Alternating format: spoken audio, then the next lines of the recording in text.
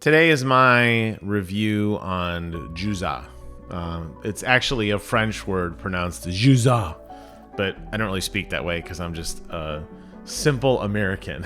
And basically, the T is silent, in case you were wondering. So if you want to impress your friends and say, hey guys, if you play Jusant, they'll all look at you and go, what the hell? So you got to say Jusant. Anyways, what is it? Well, it's from Don't Nod Entertainment.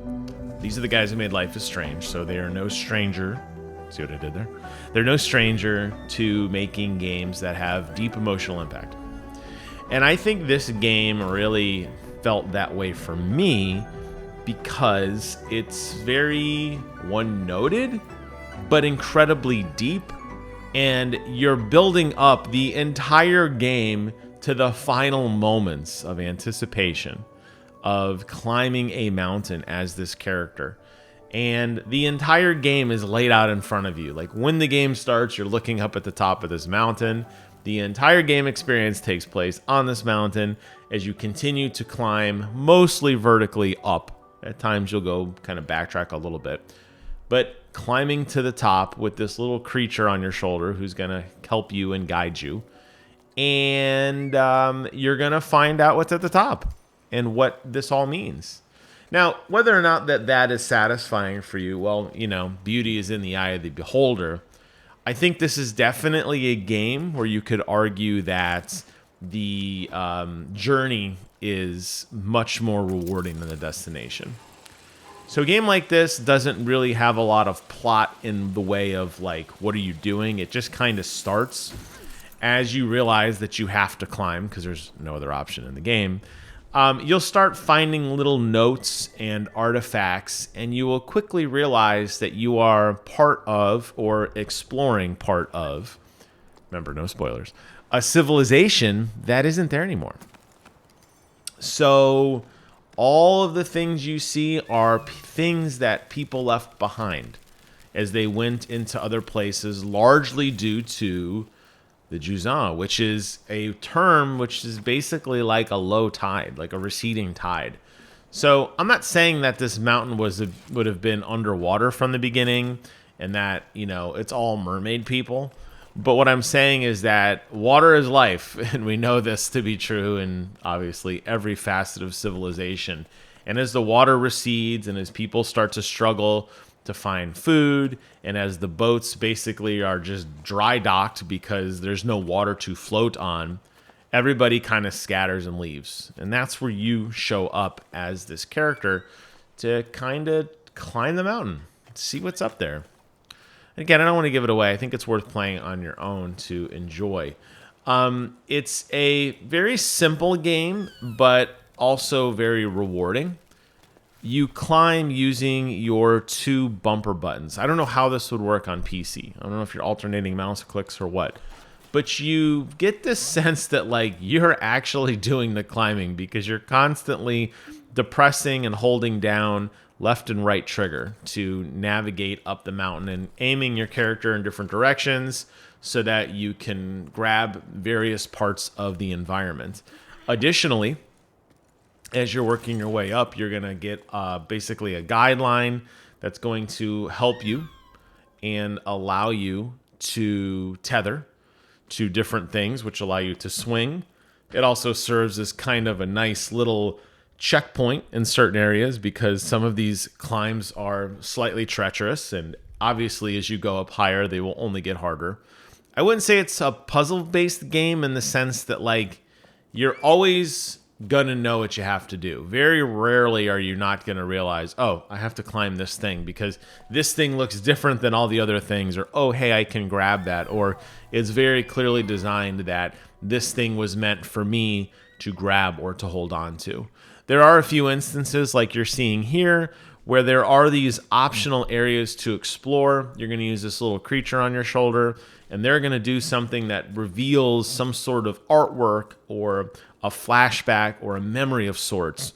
And these are optional little areas, and sometimes it's not very clear what the next step is because you went to an optional area and you did what you had to do, but it's off the beaten path. You have to find a way to get back. So that's my only frustration with this game is that at times, and even though you can use this co-location feature to like find, or this echolocation feature to find where you need to go next, at times you're going to be kind of confused on like, wait a minute, where am I supposed to go? And then like right now you have this eureka moment. You're like, oh, okay. You can't like pick up objects or like vases or abandoned workbenches or go through cupboards of the people who used to live in this world. You're just going to find little notes and little artifacts and seashells and different things that you can interact with that give you a snippet of the life that these people had before they were basically forced to leave. And you'll piece together part of the story. In a sense, it does have some of those walking simulator vibes where you're just basically, I guess in this case, climbing, navigating through parts of, people's past. And some of it is interesting and some of it is really kind of throwaway content. It's not like it follows the life of like one person. You could see their progression through, this world kind of in the, like, Everybody's Gone to the Rapture, I think, is a perfect example of like, there's like maybe 6 or 7 characters and you follow them throughout this story. Here, you're just going to be reading random snippets of notes of people that are just kind of, people who lived, just to give you an idea of what they did. So you're going to have that element of kind of explaining the world. Obviously, your little creature is more than meets the eye. There's a lot of things that this little bugger can do and helps you interact with the world to help you continue to climb up. And that was fun to kind of slowly piecemeal together what this thing was and how it worked and why you had it and what its goal was, and what your goal was. And that was a lot of fun. And then obviously the climbing aspect of it was very rewarding. There was a few instances where my character got a little wonky, like the physics didn't quite know what it wanted me to do. Thankfully, it's not ultra punishing in the sense that like if you fall or, if you just like jump off and just eat a shit sandwich or something, like it'll just spawn you back to where you should be. It's not this massive punishment system, and every single area that you climb has a nice little tether to get you started. So you're always going to have kind of a safety in that sense.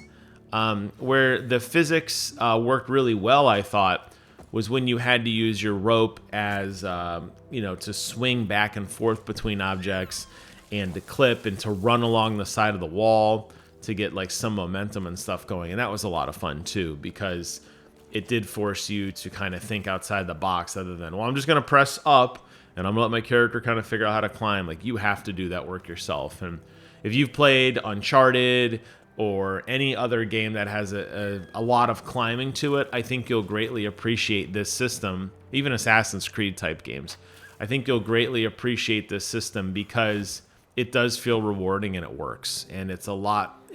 I think it will make those other games feel less satisfying in the climbing, where it was just kind of automatic.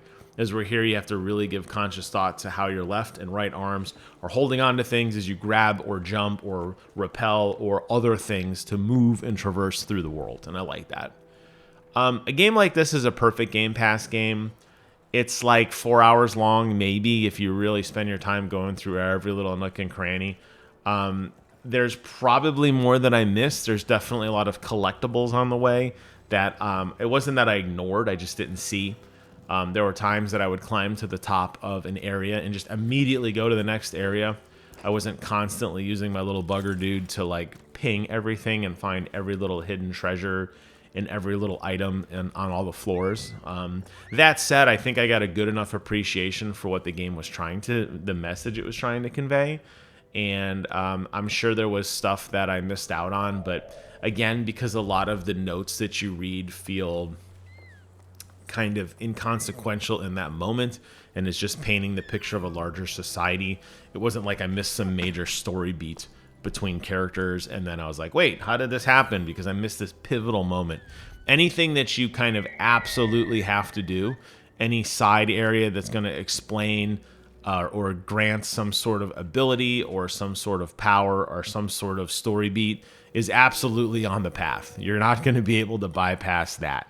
You're going to have to, like when you first start, for example, and this is at the beginning of like chapter 2, but at the beginning of the game, for example, your little buddy is in your bag. You don't even see him or her.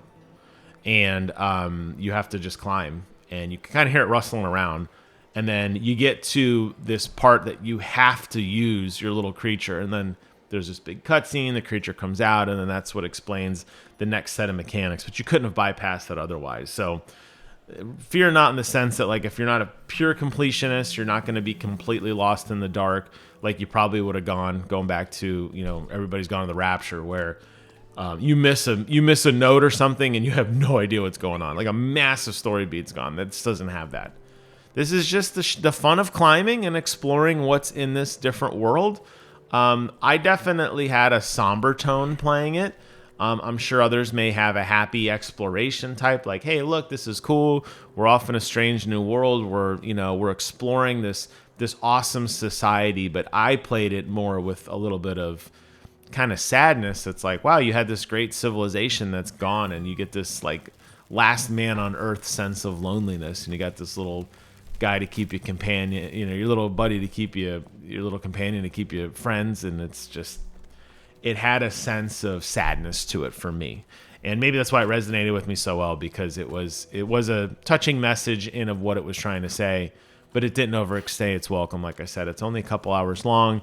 You could beat it in probably one good game session, or a couple over the course of a few nights like me, especially as you're juggling through that Call of Duty Battle Pass. And there's a lot of good games out there to vie for your attention, but I think this is definitely one to check out. It's very unique and original. It takes elements of games and climbing you've played before with a stamina system, but I think it's original enough that it warrants some attention. So that's my thoughts on Jusant. I hope you guys enjoyed this review and enjoyed the game. Leave some comments below and tell me your thoughts all about it. Thank you guys so much for watching. Take care of yourselves, and until next time, I will see you guys on the other side.